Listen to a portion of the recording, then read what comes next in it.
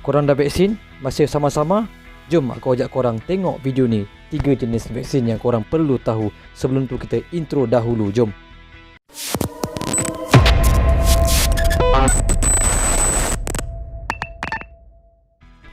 Okey. Secara umumnya, ketiga-tiga jenis vaksin ini berfungsi dengan cara tersendiri.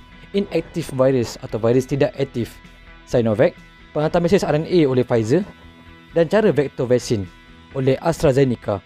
Tak faham? Jangan risau, kita akan ceritakan cara vaksin berfungsi dengan cara yang paling mudah. Pada asasnya, ketiga-tiga vaksin ini akan disuntik ke dalam tubuh kita. Vaksin akan membawa gambar virus COVID-19 untuk tubuh kita. Tahu dan bersiap sedia apabila nampak saja virus yang rupa macam tu, tubuh kita sedia untuk menyerang dan membunuhnya. Beza paling besar, vaksin ini telah bagaimana vaksin membawa gambar virus itu. Sinovac menggunakan virus COVID-19 yang telah mati dan tidak aktif lagi. AZ menggunakan vektor adenovirus, ini virus yang menjangkiti chimpanzee namun tidak memberi kesan kepada manusia. Adenovirus akan memakai topeng COVID-19 sebelum disuntik masuk ke dalam badan kita. Begitu juga dengan Pfizer, tapi teknologi mRNA ini lebih unik. Secara mudah, mRNA ialah pembawa mesej RNA atau bagaimana untuk membina model virus dalam tubuh kita. Seperti mana kita tahu, virus corona ini mempunyai mahkota menjadi mRNA kerana memberitahu tubuh kita untuk berjaya menyerang virus yang mempunyai crown atau mahkota itu. Setelah tubuh kita tahu apa virus dan bagaimana untuk membunuhnya dengan cepat, kita akan membentuk immunity, seperti sistem pertahanan tubuh tersendiri.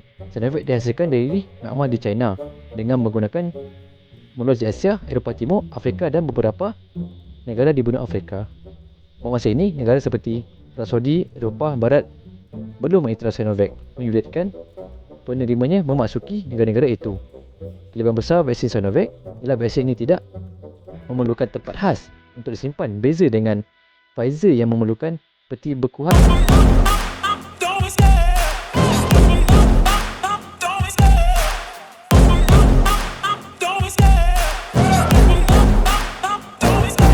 Love the chase and the hunt, and I set the pace when I'm running. I always take what I want and I always give it 100. Don't need a bank, no I'm funded. Play the game like it's nothing. I'm always thankful for something. Don't take for granted, stay humble. Now wake up, it's time to look at the enemy. Look in the mirror if he is no friend to me. It's not working out, maybe it's the chemistry. It's time to break up so I can make a better me. Better believe in your mind, cause it's everything.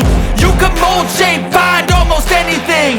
All it takes is some time and some clarity to find your identity. It's mind over everything.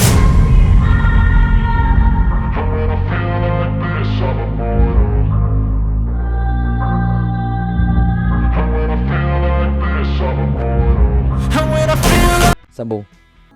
Pula dimakan oleh Biotech, 2 milik orang Muslim di Jerman.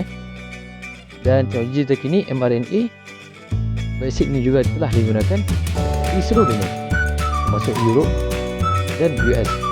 Vaksin manakah yang paling bagus? Vaksin yang bagus ialah vaksin yang ada di depan mata. Okey, so tiada isu jenama atau harga, dan semuanya berfungsi dengan cara yang sama, iaitu menghantar mesej awal kepada sistem imuniti badan agar disedia lebih awal jika ada virus ataupun COVID-19 di dalam badan. Banyak lagi vaksin yang sedang menunggu untuk diluluskan di Malaysia seperti Moderna, Johnson & Johnson. Dan jangan lupa subscribe channel aku. Okay, about 5 minutes late. Okay, Johnson & Johnson, Simpton dan Sulfuric, semua vaksin ini telah terbukti untuk menurunkan kesan serangan virus COVID-19. Jom, dah daftar belum? Takkan tak daftar lagi? Ini kalau nak lindungi keluarga.